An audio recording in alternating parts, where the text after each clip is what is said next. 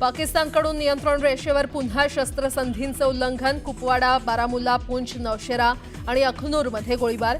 पाकच्या गोळीबाराला भारतीय लष्कराकडून चोख प्रत्युत्तर।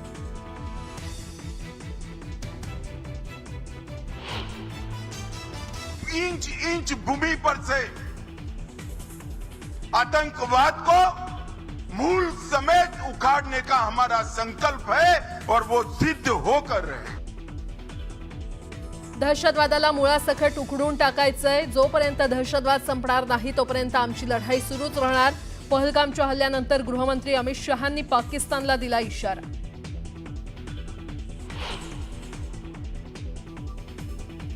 भारत पाकिस्तानमधील अटारी बॉर्डर पूर्णपणे बंद। पाकिस्तानी सैन्याच्या भूमिकेमुळे पाकिस्तानची फरफट। सीमेवर महिलांनी फोडला टाहो।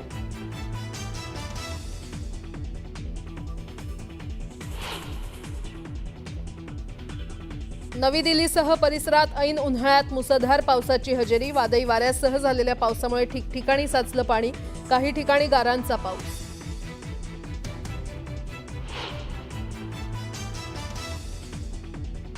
यूपीच्या हापूरमध्ये मुसळधार पावसाची हजेरी। कडक उन्हाळ्यात अचानक झालेल्या पावसामुळे स्थानिकांची तारांबळ। ठिकठिकाणी रस्त्यावर साचलं पाणी।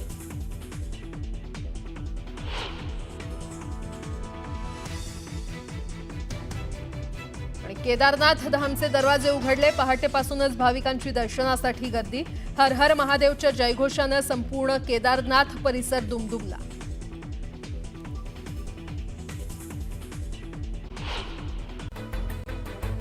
पहलगाम हल्ल्यामुळे मालवण राजकोट इथल्या छत्रपती शिवरायांच्या पुतळ्याच्या लोकार्पणाचा मुहूर्त हुकला। आता 11 मे रोजी होणार लोकार्पण।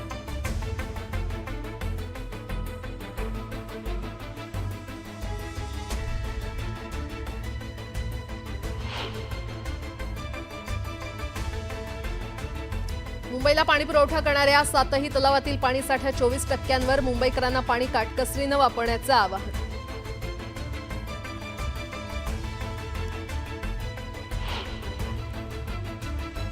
विरार अलिबाग मल्टी मॉडेल कॉरिडॉरची निविदा रद्द होणार असल्याची माहिती। बीओटी तत्वावर उभारणी होणार। राज्य सरकारकडे प्रस्ताव।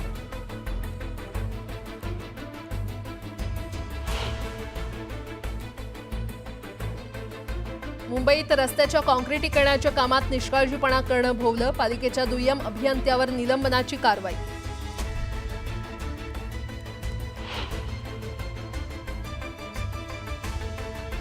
मुंबईत 3 लाखांहून अधिक घरं रिक्त। लायसेन्स फोरासचा वार्षिक अहवाल जाहीर।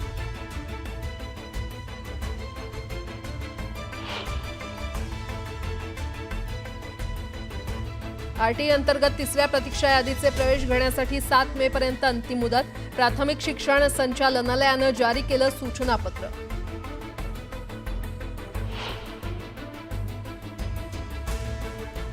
मेट्रो 3 मार्गिकेवरील प्रवाशांच्या सेवेत बेस्ट बसेसही धावणार। धारावी ते कफ परेड पर्यंतच्या 17 मेट्रो स्थानकांना जोडणाऱ्या 28 मार्गांवर बेस्टच्या 79 बसेस चालवण्यात येणार।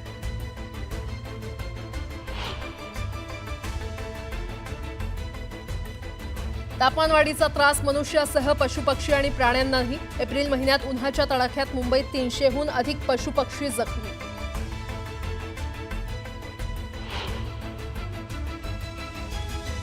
अक्षय तृतीयेच्या दिवशी सुमारे 12 टन सोन्याची विक्री, तर याच दिवशी देशभरात सुमारे 400 टन चांदीची विक्री।